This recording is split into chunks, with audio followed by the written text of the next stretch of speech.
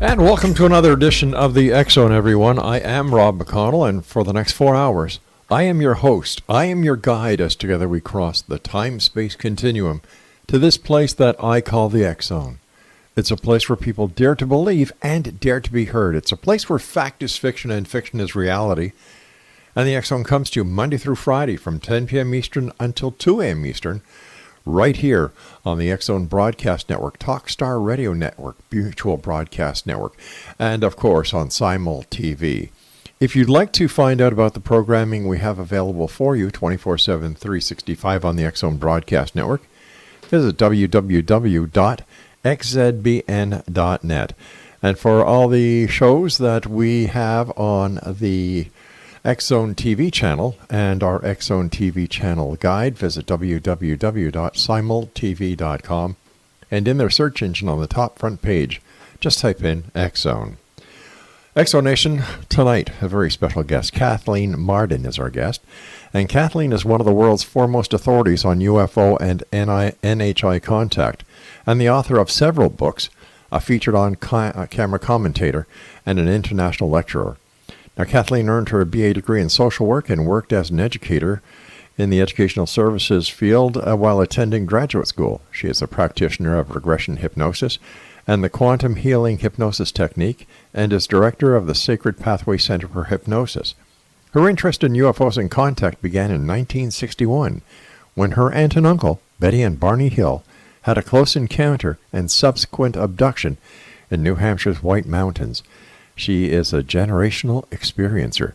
Joining me now to talk about her new book entitled Extraterrestrial Contact, What to Do When You've Been Abducted, is Kathleen Marden. And Kathleen, welcome back to the X Zone. Thank you. It's great to be back. Congratulations on yet another book. And, the last time I talked to you, it was your other book. We had you on with your late Stanton co-authors. Co-author, good friend. Yes. And, I miss the conversations I used to have with Stanton. He was a very good man. I do too. Yeah. So, tell us a little bit about your new book, Extraterrestrial Contact, What to Do When You've Been Abducted. Well, I thought that the UFO field and especially experiencers really needed this book. There was nothing like this out there for people to read. And I am the director of the Mutual UFO Network's Experiencer Research Team. Right. And that team was set up in 2011. We now have 30 people who speak to experiencers on a day-to-day basis, and 5 consultants in the field of psychology with PhDs who assist us in determining what to do with certain cases. We can also make referrals. So I wanted something that people could just pick up and read to help them to resolve their issues, because there aren't always hypnotherapists and psychotherapists who believe that this is real. And this is for everybody, but especially for people who don't have resources.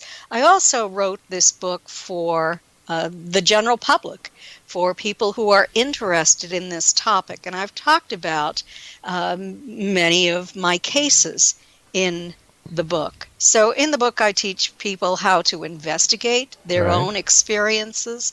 So many people want to know if this really happened to them. They haven't been able to make up their minds. They're not sure if they have sleep paralysis, if they're dreaming. It seems real.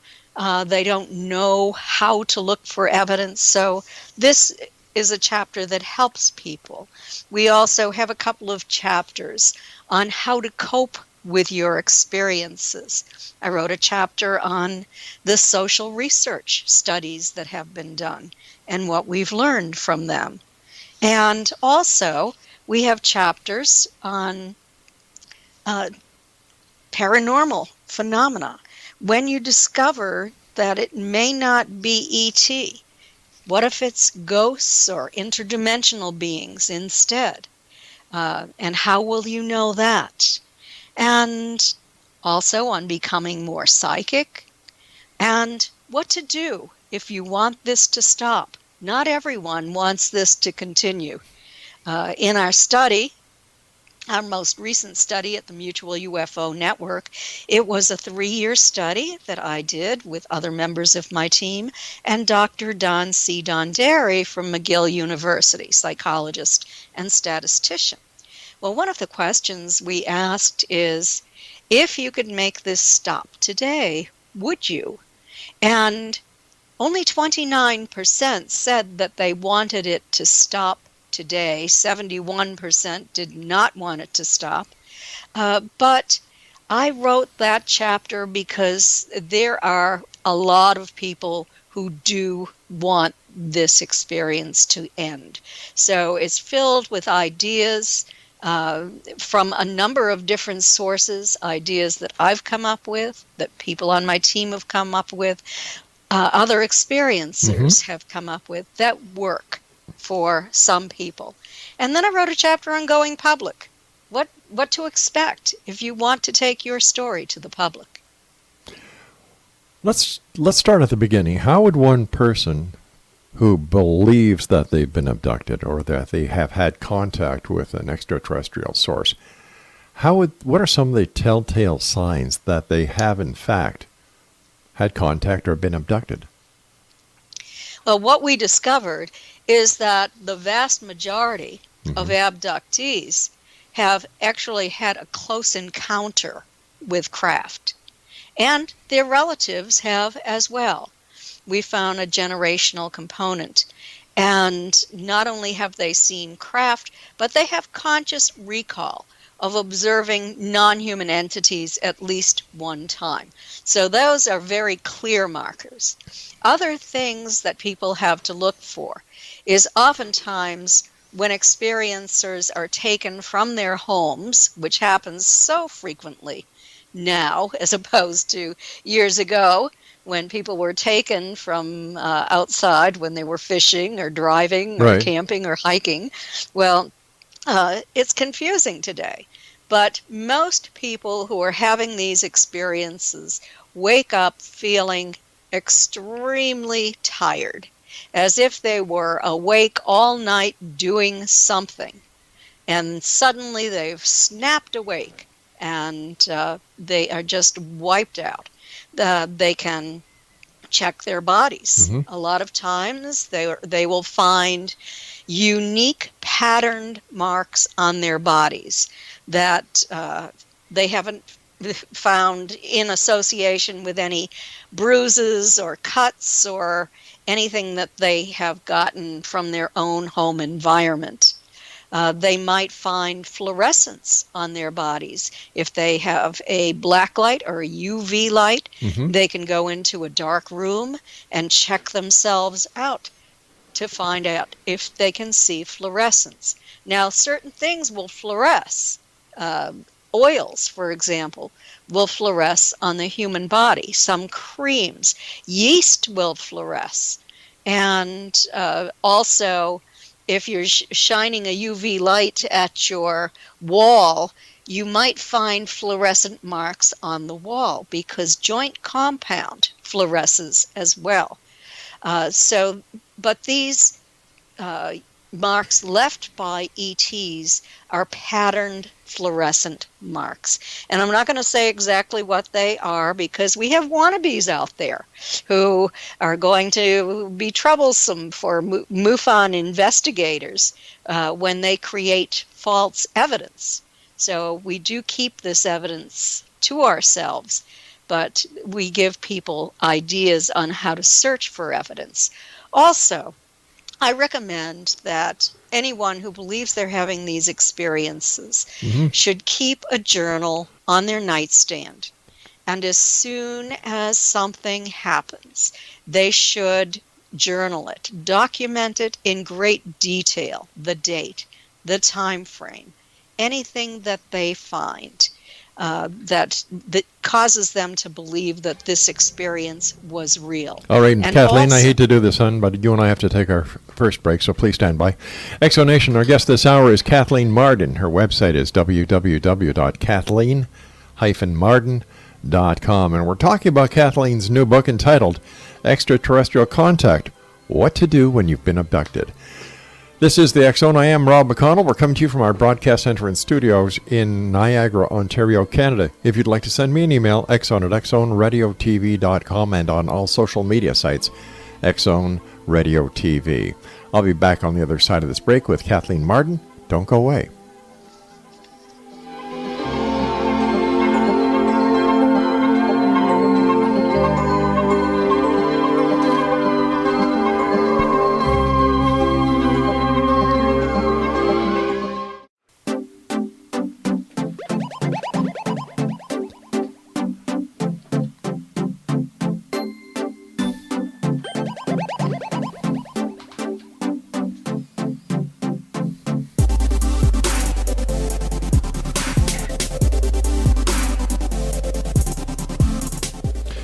And we're back.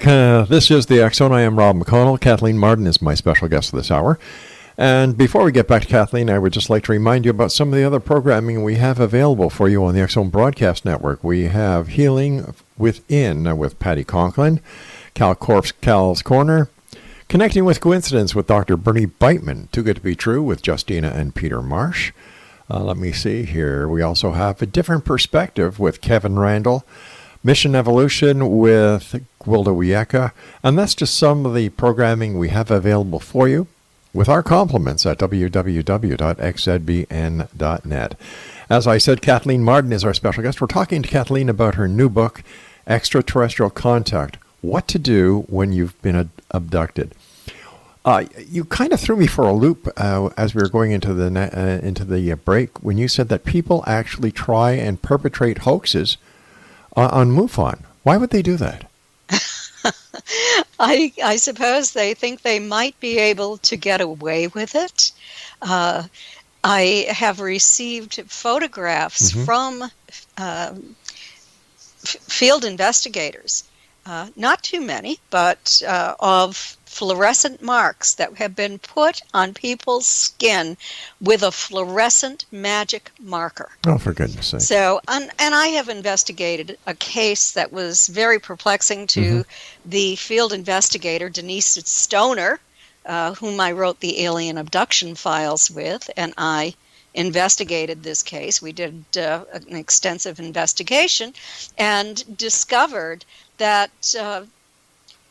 it was a hoax. It was a young man who claimed to be an adult, who had a live-in girlfriend, and claimed that a craft came and landed, and they took her, and she was missing. And so, the first thing that we thought about was, I wonder if he murdered her, and this is his cover-up. What's going on here?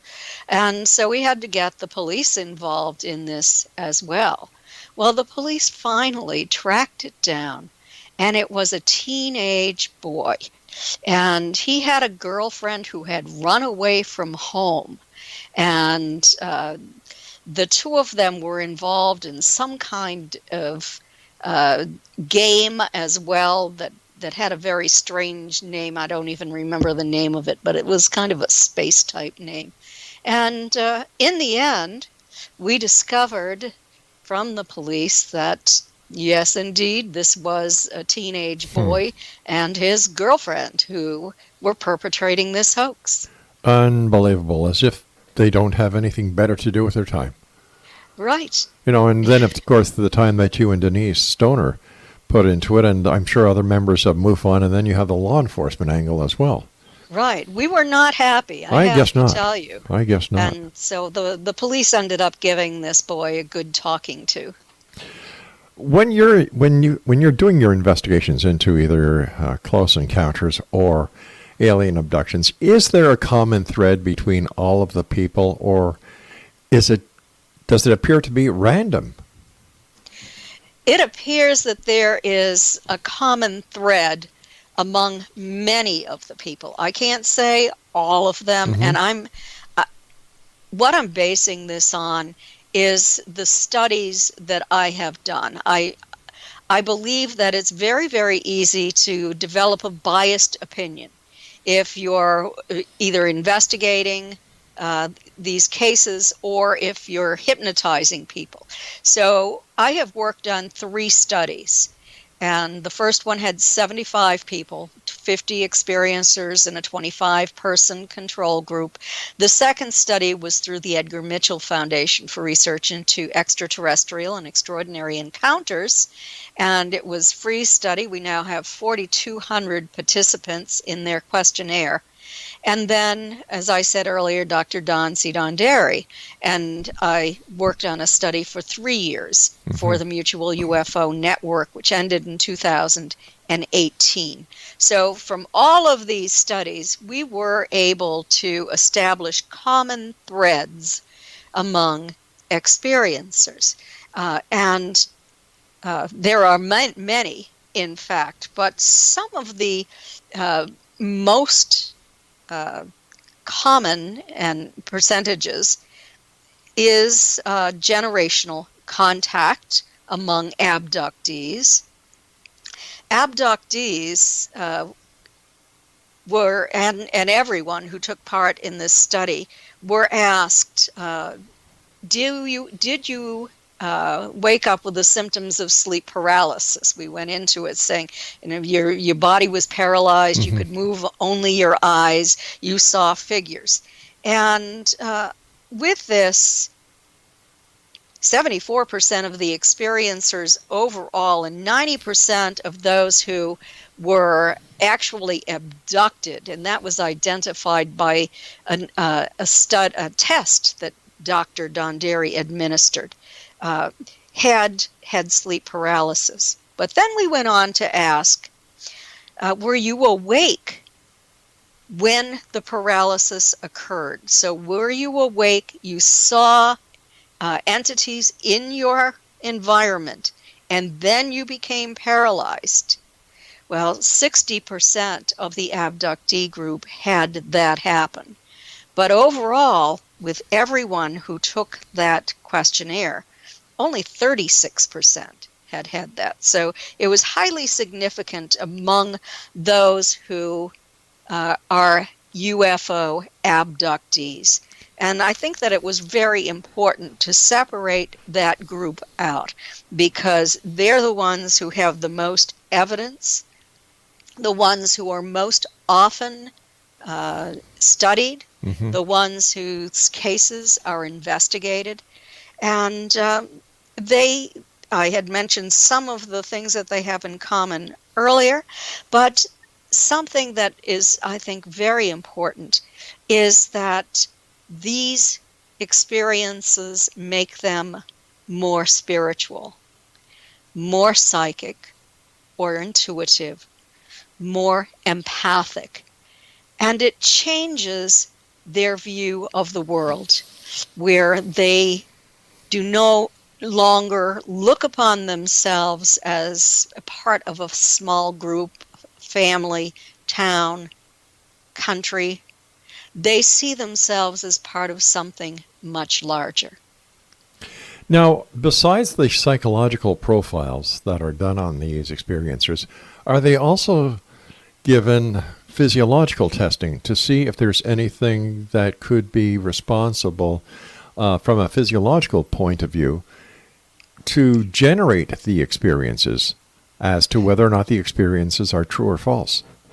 We can only get that accomplished if they are willing to go to their own doctor, to pay for their own physiological examination, right, and to submit the evidence to us. This happens sometimes in investigations. Denise Stoner did this when I investigated her case that ended up being in the alien abduction files. But we do not have funds. All of our studies are self-funded. I see. And none of us are multimillionaires. So, this is a taboo subject. It's been frowned upon by the academic community and the mainstream scientific community for many, many years. There was, we wrote in Fact Fiction and Flying Saucers, the orchestrated plan to launch a cover-up after the scientific study on UFOs took place, headed by Dr. Edward Condon. After that study, and despite the real results of the study, he informed the National Academy of Sciences that there was nothing to this, and so the National Academy of Sciences took his word for it. If you read the report, you'll find that there actually was something to it. And a study was done a year later, and 30% of those cases were believed to be true unknowns. Right. Significant. So, but after that, the cover-up was launched by people like Edward Condon, Dr. Donald Menzel, Philip Klass, and others. And it was quite successful. And all of those details are in my last book with Stanton, Fact Fiction and Flying Saucers. You and I have to take our commercial break with the news at the bottom of the hour. Kathleen, please stand by. And Exonation, if you'd like to find out more about Kathleen and the book that we're talking about this hour, Extraterrestrial Contact, What to Do When You've Been Abducted, visit her website, Kathleen-Marden.com. On Facebook, www.facebook.com/Kathleen.Marden. This is the X Zone. I am Rob McConnell. We're coming to you from our broadcast center and studios in Niagara, Ontario, Canada. If you'd like to send me an email, thank you, Craig. You scared the heck out of me. If you'd like to send us an email, xzone@xzoneradiotv.com. On all social media sites, X Zone Radio TV. And don't forget, you can watch us 7/24, 365 on the X Zone TV channel exclusively on Simul TV.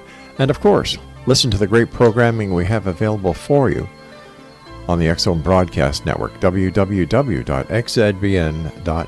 I'll be back on the other side of this break with Kathleen Marden. Don't go away.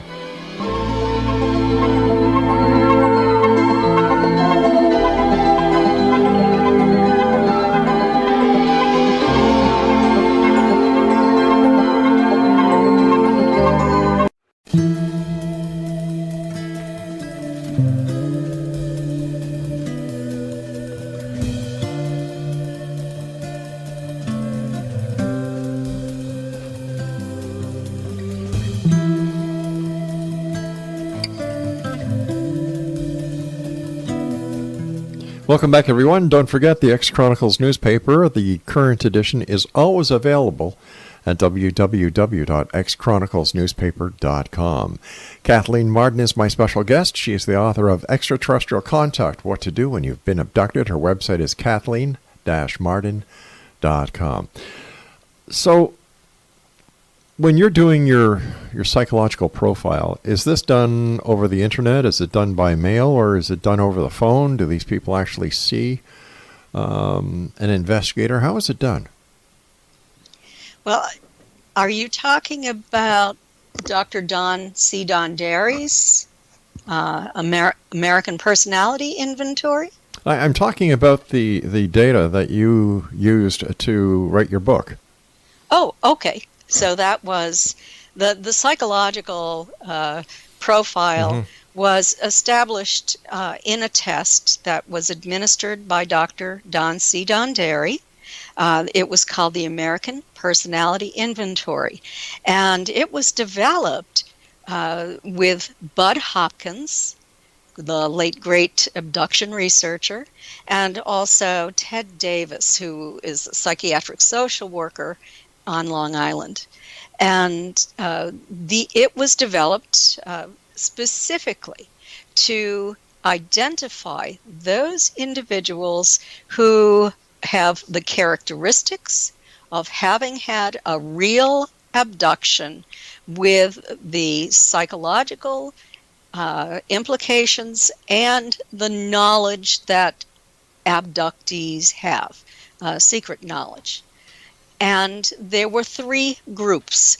When you take that test, you can either fit into the abductee group, or you can fit into the simulator group or the wannabe group, meaning that you have read a lot of books about this. You would really like to be in this category as an abductee or an experiencer, but you're not.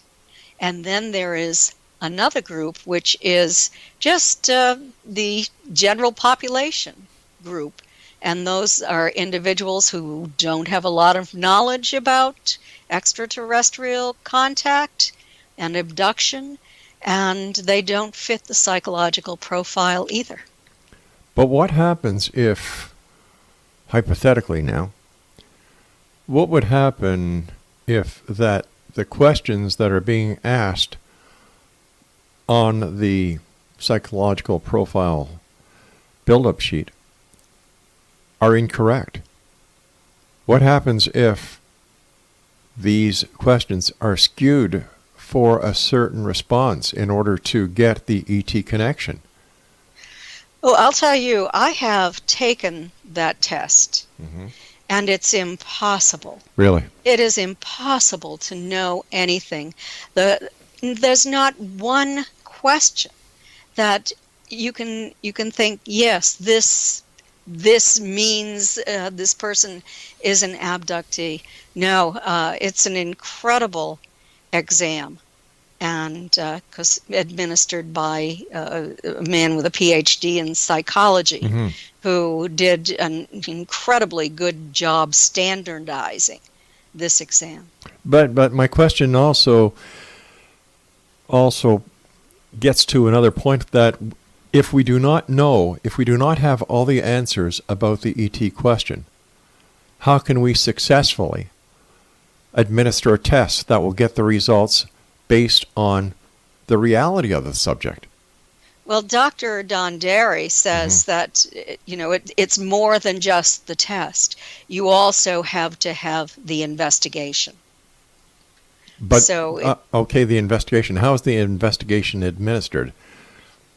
the investigation is by a field investigator, and almost all of the people on my team are field investigators who specialize in abduction investigations. They know what to look for. They know how to collect evidence.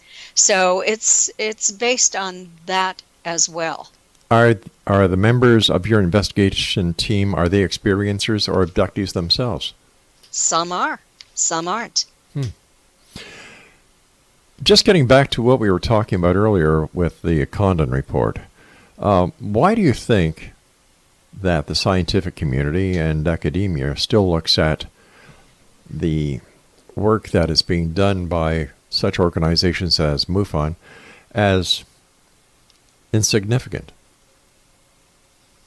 I think that it has been so stigmatized, and intentionally so. Why? That, well, it started with the federal government back in 1953, after UFOs were seen up and down the East Coast during the spring and summer of 1952. You remember that there were UFOs over the Capitol in Washington, D.C.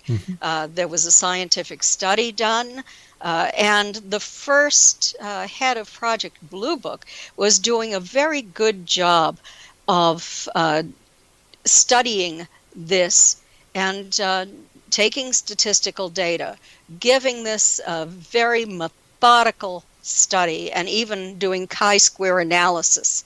And then in 1953, January, the CIA-funded Robertson panel met, and the goal of that panel, it appears, based upon all of the study that I've done on it and have written about it in Fact, Fiction, and Flying Saucers, that panel did not want the public to focus on UFO sightings. They thought there was too much of it going on, that it was a threat to the functioning of the body politic, and it could create problems for the government.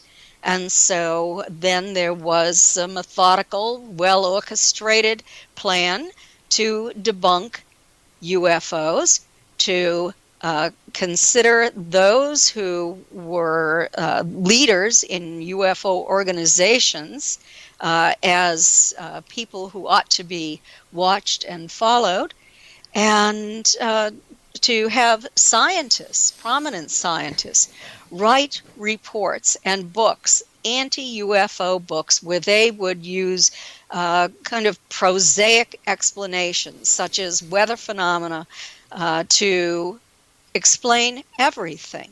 Now, it's interesting to me that Dr. Donald Menzel, who Stanton Friedman studied in at length.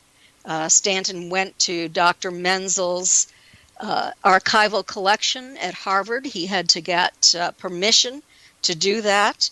And he discovered that Donald Menzel had a very long-standing association with the National Security Agency. And prior to that, it was with naval intelligence. He, of course, was an astrophysicist at Harvard, but he was very, very closely entwined with the military.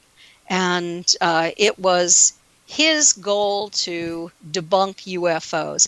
As early as the summer of 1952, he met with military officers at the Pentagon, and he told them that he had done a few simple scientific experiments, and that he was writing articles that would debunk UFOs based upon those simple experiments that he did. He wanted their support. Well, they refused to support him, and he was very angry about that. But in the end, he got what he wanted, and that was through the Robertson panel, that they ignored compelling evidence. Let me just give you an example. Sure. There was a family, the military man and his family, who were driving across country. They were just north of Tremonton, Utah, when his wife pointed out shiny objects in the sky that didn't look like anything she could identify. He stopped the car, he got out of the car, and he was a photographer for the Navy with 1,000 hours of flying time. So he set up his equipment, he started taking motion pictures of it, and by that time they had flown into the distance. But that film that he took went to the Air Force, and they did a frame-by-frame analysis of the footage. Right. It also went to the Navy. They did a frame-by-frame analysis, and they were attempting to identify what these things were in the sky. They considered birds, they considered balloons, aircraft, all sorts of prosaic explanations. But neither the Air Force or the Navy could come up with a valid explanation. All right, Kathleen, please stand by. We have to take our final break. XZTV Kathleen Marden is our special guest. Her latest book is Extraterrestrial Contact: What to Do When You've Been Abducted. Her website, www.kathleen-marden.com. We'll be back on the other side of this break as we wrap up this hour here in the X Zone from our broadcast center and studios in Hamilton. No, we're not in Hamilton anymore. In Niagara, Ontario, Canada. I'm Rob McConnell. Don't go away.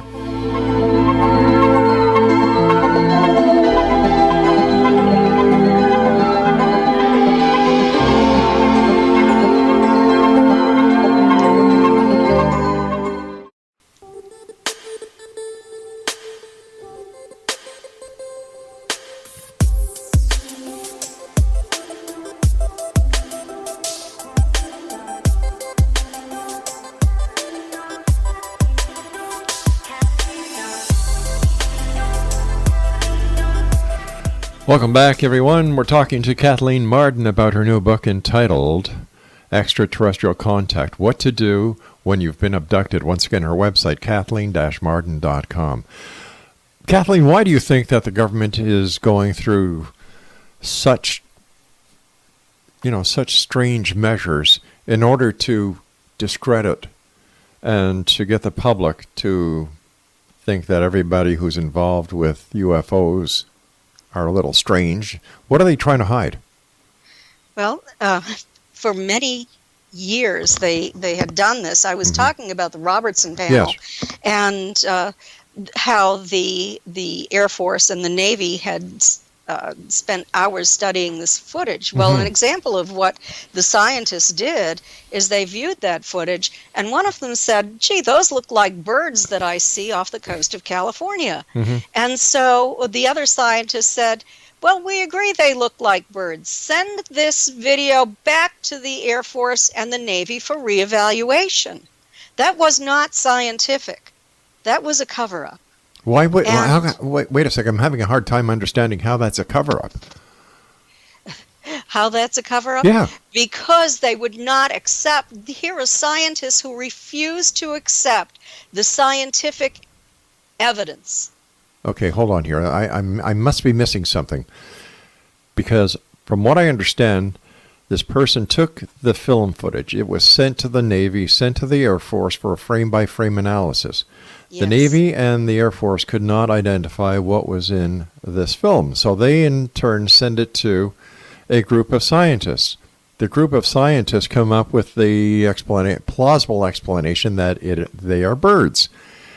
They send back the film to the Army and the Navy for reevaluation. Have I got that correct?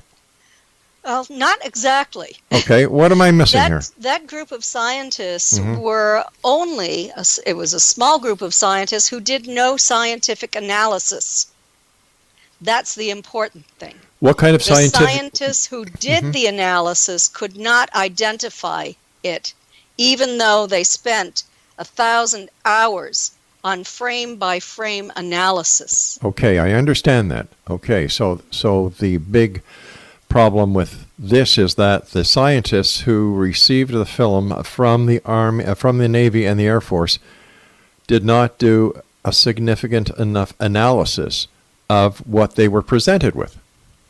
They did no analysis. Oh, okay. They watched a film. They watched a video of the video that Delbert Newhouse, the Navy man, took, and a video of seagulls flying. Okay, no, I understand that. I understand that. But just because they didn't do a significant enough analysis, according to some people, I don't see a cover-up here. They did zero analysis, and that was just an example of one of the pieces of evidence that they looked at when, in the end, they were clearly concerned about the threat of psychological warfare, and if public hysteria caused an overload of false UFO reports, it could threaten national security, they said. They had to cover it up. But you also must have to take into consideration that these were trying times of the Cold War as well.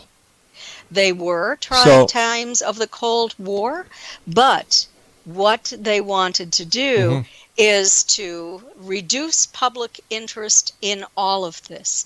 And in 1953 and 1954, there were new military, I can't call them laws, there were rules put in stating that in order to reduce public interest, anyone in a military position who had observed a UFO that could affect national security could not reveal that information to the public under the threat of time in prison and a $10,000 fine, which was a lot of money back then. Still is.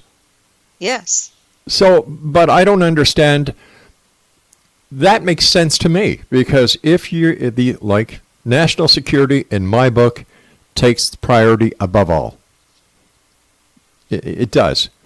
I don't believe that members of the military should really reveal information to the public, because the public does not need to know when it comes to national security.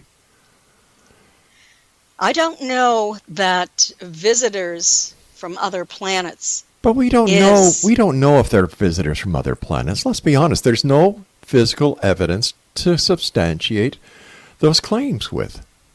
You're correct that we don't know for certain that they're Right. from other planets. We know there is substantial evidence that UFOs have been observed, have been photographed. We recently have the videos from the ATIP program run by Lou Elizondo out of the Pentagon. And his credentials are under investigation right now, because he apparently isn't who people are claiming he is. So there's an investigation going on that. We just have to make sure that that's clear. Well, some people are interested in investigating that. Others have investigated it, and they are satisfied with his credentials. But I know that the UFO community is investigating it now. Certain members of the UFO community. As well as certain members of Congress. Okay, I was not aware of certain members of Congress investigating him. So there's a lot to go on here, especially when there's a lot of hearsay evidence, because photographs that are being presented as evidence, we don't know what it is, what they are. When it comes to the Tic Tac, we can't say for certain that that was an extraterrestrial vehicle. We can only listen to the eyewitness reports of the military pilots who stated that they defied our physical laws. Our known physical laws. Our known physical laws, that they maneuvered in such a way that we cannot maneuver. And the human body, as far as we know, couldn't survive those maneuvers. But once again, we don't know what the military is up to. We don't know how advanced military weaponry has gotten. There's so much we don't know. Stanton and I did a lot of talking about this. And the conclusion that we came to is, if our military or any other military around the world had this technology, why aren't they winning wars? Why are they not using it to go into space? How do we know they're not? Well, as far as we know, they're not, unless there is some secret space program, and some people in the UFO community believe there is, but I don't have evidence for that. You're really going out on the fringe. But do we have evidence? But do we have? I think that hypothesis is equal to the hypothesis brought on to the general public by the UFO community, saying that everything that is seen in the sky that cannot be identified is a flying saucer from Zeta Reticuli. Well, the UFO community doesn't say that. That's not an accurate statement. The UFO community, I know there's a lot of hysteria and that sort of thing, but in the UFO community that I'm part of, we look for evidence, and we have a lot of evidence. We have physical evidence. What physical evidence? Well, let me give you an example. Sure, we've got about a minute. Oh, well, I guess I can't. But anyway, there was a UFO that hovered over the ground, and it was the evidence was collected. Stanton was one of the people who collected the evidence, and it was in Delphos, Kansas. And it underwent laboratory analysis in several laboratories. And I'm going to have to, I think, finish that in the next segment. Actually, this is the last segment, Kathleen. Oh, it is. Yeah, it's already been 4 Okay. segments. Listen, I want to thank you so much for joining us. We'll have to have you back on to continue this. Congratulations on yet another great book. And Exo Nation, if you'd like to contact Kathleen, here's how you do it. You can go to her website at www.kathleen-marden.com and visit her Facebook page, facebook.com/Kathleen Marden. Once again, Kathleen, thank you very much for joining us. Congratulations on a great book, and I look forward to the next time you and I meet here in the Exo. Okay. Take care of yourself. Thank you so much. My pleasure. Bye-bye. All right, Exo Nation, we'll be back on the other side of this commercial break as the Exo continues from our broadcast center and studios in Niagara, Ontario, Canada. You know, it's only been 5 months or 6 months that we are down here in Niagara, and yet I still make the goof from our studios in Hamilton. Well, I guess that's because we were there for nearly, 20 years? All right. On to bigger things. I'm going to be talking to Richard Sennett next about ghosts, hauntings, and things that go bump in the night. This is the Exo. I am Rob McConnell, a place where people dare to believe, as you heard with Kathleen Marden, and a place where people want to get their message out there. Strange times. Strange, interesting. I'll be back on the other side of this break. Don't go away.